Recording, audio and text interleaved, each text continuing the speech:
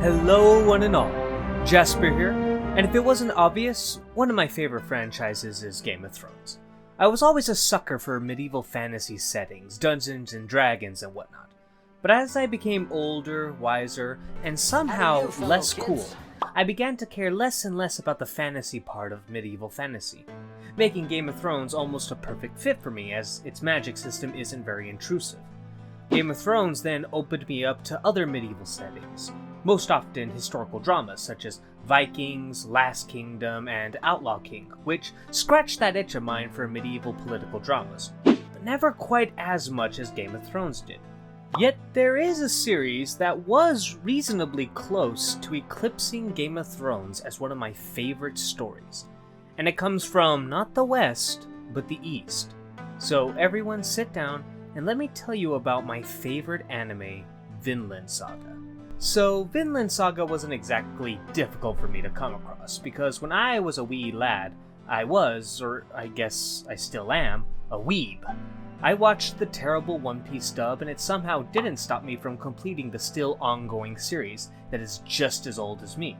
I also knocked out the other big three of the time, Bleach and Naruto. Speaking of, is the big three still a thing, or is that just showing how old I actually am? Anyways, when Vinland Saga came out, it didn't take me long to see all the reviews on it and for me to instantly know that I would fall in love with this series.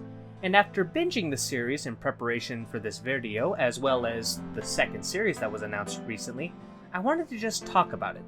This isn't a review per se, but more so just recording my ramblings and general thoughts on the series, though I will try to avoid any of the more big events that happen near the end. The show starts off in the middle of a battle at sea, and right off the bat you can tell that this series is not exactly aiming to be historically accurate. Now, normally, I can be a bit of a stickler in regards to historical accuracy. It's my philosophy that if you're going to be taking the famous names and characters of these historical events, well, you might as well actually tell the proper story as close as possible. But Vinland Saga can skirt away most of my criticism on that regard for one simple matter. We have no idea what actually happened.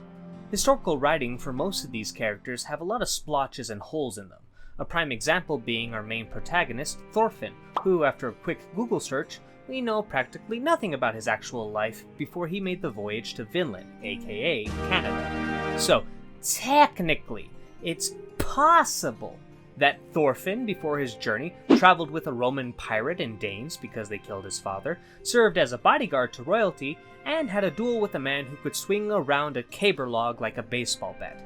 In the same way, it's possible to shove a pineapple up your ass, but that doesn't mean you actually did it. And honestly, that's probably more likely than a lot of things that happens in this series. This doesn't fit for the entire cast. King Sven, I hope I pronounced that right. Oh, what am I saying? Of course I didn't.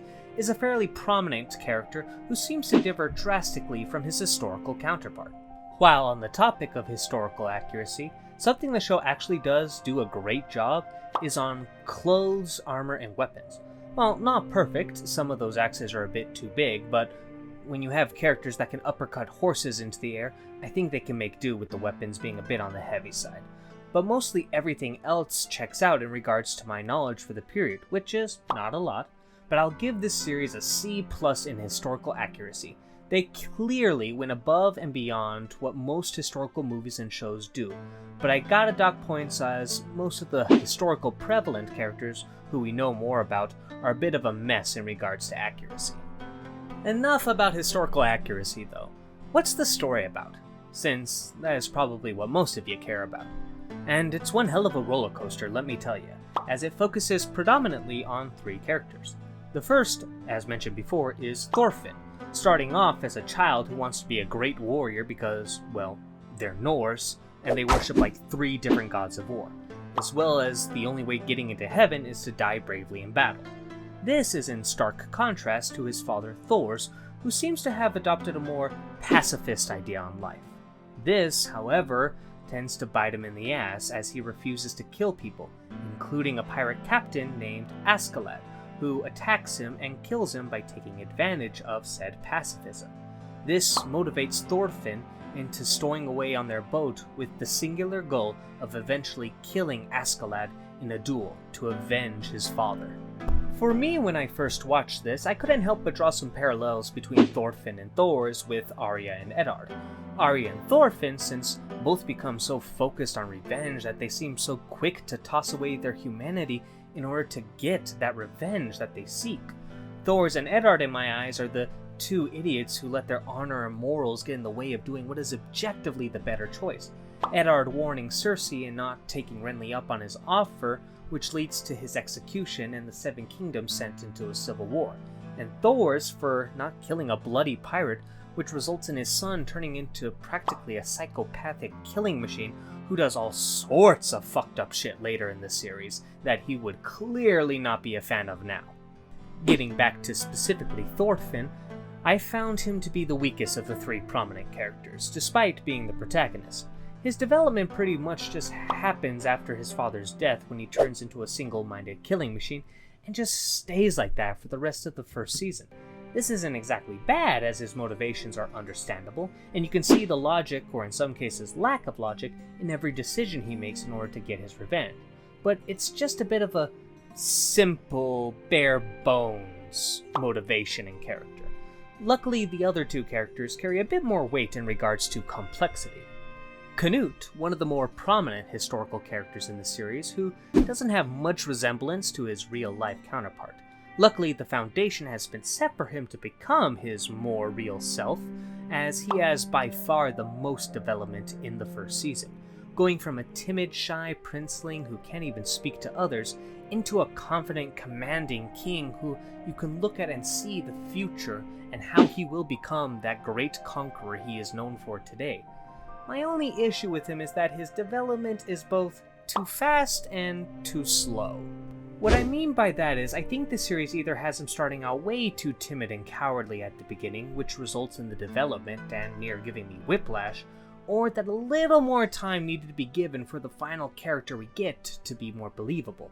It was just one episode ago you were still crying and whimpering, and suddenly you're able to stare down a raging berserker Viking and hug the drugs out of his system. To be fair, the episode does focus on him in its entirety, and you're able to follow along with the progression and understand how his whole mindset is changing. I just think having it spread out a bit more would have done wonders, especially since the series is more of a slow burn anyways. Last but most certainly not least, Askeladd.